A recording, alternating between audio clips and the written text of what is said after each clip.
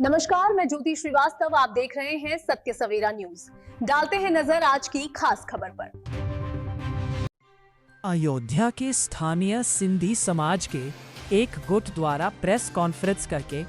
विश्व सिंधी सेवा संगम के अंतर्राष्ट्रीय अध्यक्ष राजू मनवानी द्वारा राम मंदिर ट्रस्ट से अपने समाज द्वारा दी गई 200 चांदी की ईंटों के रखरखाव के बारे में पूछे जाने का विरोध किया है। इसी मामले पर राजू मनवानी ने अयोध्या के स्थानीय लोगों द्वारा आज की गई प्रेस कॉन्फ्रेंस के बारे में कहा कि अयोध्या के कुछ लोगों द्वारा प्रेस के माध्यम से यह कहा गया है कि सिंधी समाज दिए गए दान का हिसाब कभी नहीं मांगता है और यह सिंधी समाज ने नहीं दिया है बल्कि कुछ अन्य लोगों द्वारा दिया गया है। ऐसा नहीं है राजू मनवानी। मैंने 200 दानदाताओं की लिस्ट अयोध्या सिंधु सेवा समिति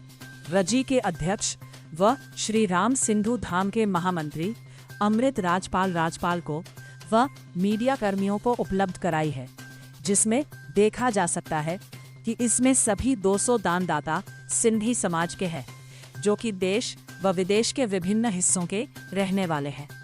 राजू मनवानी ने बताया कि राम मंदिर में दी गई 200 चांदी की ईंटों के दानदाता सिंधी समाज के 17 देशों के निवासी हैं। राजू मनवानी जिस संस्था से आते हैं उस संस्था ने ऑल ओवर विश्व से समर्पण मांगा, उससे उन्होंने चांदी की ईंटें तैयार की, जिसमें केवल एक शहर तक वो सीमित नहीं था,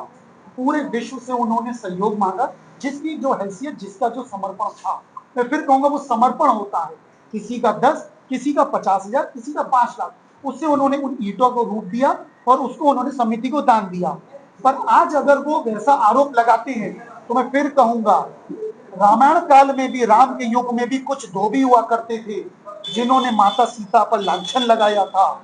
और वो श्राप आज हम अयोध्या वासी आज तक भुगत रहे हैं। जब सीता माता ने कहा था कि अयोध्या किसी की सगी नहीं हो सकती, हमें उस आरोप को उतारना पड़ेगा। जब उस समय भी धोबी जैसे कुछ व्यक्ति, हम सारे धोबी समाज की बात नहीं कर रहे हैं, पर उस धोबी ने अपनी मानसिकता का प्रमाण देते हुए जिस हिसाब से लांछन लगाया था, आज वो वही धोबी कुछ राजनीतिक रूप लेकर के, विपक्ष के रूप में, विपक्ष का मुखौटा लेकर के फिर से आरोप लगा रहे हैं। हम सभी अयोध्यावासी राम के वंशज होते हुए हम उसका खंडन करते हैं और फिर हम कहते हैं आप इतनी लेट में आके प्रेस कर रहे हैं, क्योंकि ये वीडियो कई दिन पहले ही लोग जारी किया, अभी तक आपका समाज। इसमें ऐसा होता है कि उन्होंने जिस हिसाब से मानसिकता प्रदर्शित की है, ये मानसिकता सनातनी की, राम वंशज की, राम नाम लेने वालों की नहीं हो सकती। ये मानसिकता रखने वाले वही हो सकते हैं जो किसी और के इशारे पर चल सकते हैं, और वही एक व्यक्ति क्यों जवाब मांग रहा है, जिसको समाज ने ट्रस्ट की तरफ से जवाब भी दे दिया गया, पर उन्होंने उसके बाद संतुष्टि भी दिखा दी, पर फिर भी वो उस मुद्दे को उन्होंने ऐसा उठाया जिससे हमारा सिंधी समाज के ऊपर कलंक लगा है। हम उस कलंक को धोना चाहते हैं कि एक व्यक्ति या कुछ तथाकथित व्यक्ति समाज का रूप नहीं ले सकते। किसी भी समाज में कुछ व्यक्ति जो अपनी राजनीतिक महत्वाकांक्षा पूरा कर सकते, वो पूरे अपने समाज को प्रदर्शित नहीं कर सकते हिसाब मांगने में। पर कुछ दिन पूर्व कुछ तथाकथित लोगों ने अपनी राजनीतिक महत्वाकांक्षा को पूरा करने के लिए अपनी ओछी मानसिकता का प्रमाण देते हुए जिस हिसाब से राम मंदिर पर अनर्गल आरोप लगाए,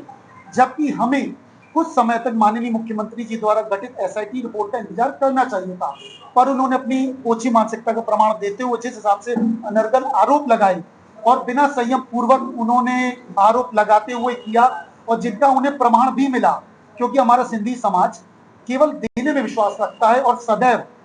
ढांचा विध्वंस, विवादित ढांचा विध्वंस से लेकर के आज तक हमारा समस्त सिंधी समाज, पूरे विश्व का सिंधी समाज सदैव मंदिर के साथ खड़ा था, जिन्होंने अपनी धर्म की रक्षा हेतु अखंड भारत से निकल करके धर्म की रक्षा हेतु हिंदुस्तान में आए। इसके अलावा अपना सब कुछ न्यौछावर कर दिया, मंदिर आंदोलन में सदैव खड़े रहे, कई मुकदमे झेले, कई गोलियां लगी। हमारे समाज के कई लोग तो कुछ दिन तक ऐसे गायब हो गए थे, ऐसा लगा था कि वो अब आएंगे भी नहीं, पर प्रभु की लीला थी कि वो उस समय प्रभु की लीला में व्यस्त थे, उनके कार्य में व्यस्त थे, कार सेवा में व्यस्त थे। कुछ दिन बाद वो लौट करके जब जिस हिसाब से उन्होंने बताया कि कैसे गोलियां चली और किस हिसाब से उनको पीछे हटाया गया, वो सोच करके आज भी हम दर्द से भर जाते हैं और वो उन व्यक्तियों की पीड़ा को भी समझते हैं। इसके बावजूद अगर कुछ लोगों ने विपक्ष के इशारे पर अगर ऐसे अनर्गल आरोप लगाए हैं, तो समस्त सिंधी समाज उस चांदी की ईंटों का हिसाब नहीं मांगता है, ना किसी को भी मांगने का हक है। जब हम किसी को भी अपना समर्पण देते हैं, श्रद्धा भाव से देते हैं, तो केवल एक मुद्रा नहीं होती, वो हमारा कमाया हुआ एक समर्पण होता है, जिसे हम प्रभु को अर्पण करते हैं मुद्रा के रूप में, किसी धातु के रूप में। पर देने के बाद हमें उसको हिसाब मांगने का हक नहीं होता। और मंदिर समिति ने कहा भी कि जब हम आपसे ईंटें ले रहे हैं, तो जब हमें इसका भविष्य में जरूरत पड़ेगी तो हम उसका इस्तेमाल करेंगे, ना कि उसकी दीवार खड़ी करेंगे। पर उन लोगों ने उसकी राजनीतिक दीवार खड़ी की, उस पर अपनी बंदूक रखी और उन्होंने विपक्ष के इशारे पर जिस हिसाब से उन तथाकथित लोगों ने मंदिर पर आरोप लगाए, समस्त सिंधी समाज, समस्त विश्व सिंधी समाज, खास करके अयोध्या सिंधी समाज गर्व के साथ कहता है कि हम मंदिर के साथ सदैव खड़े थे। हमें हिसाब मांगने का हक नहीं है, और हमें ही नहीं, जिन्होंने भी हिसाब मांगना, हाँ, पहले वो मंदिर से संपर्क करें, मंदिर से पहले वो जानकारी ले लें, उसके बाद अगर उनको सही रूप से नहीं मिलती है जानकारी, तब वो किसी और रुख करें। लेकिन उससे पहले अगर वो सीधा अगर अपने अनर्गल आरोप लगाती हैं, तो वो उसका हम खंडन भी करते हैं और उसका हम निंदा भी करते हैं कि सीधे आरोप नहीं लगाने चाहिए, पहले संयम पूर्वक उसका इंतजार करना चाहिए। हम पुनः कहते हैं, सिंधी समाज सनातनी है, हिंदू धर्म का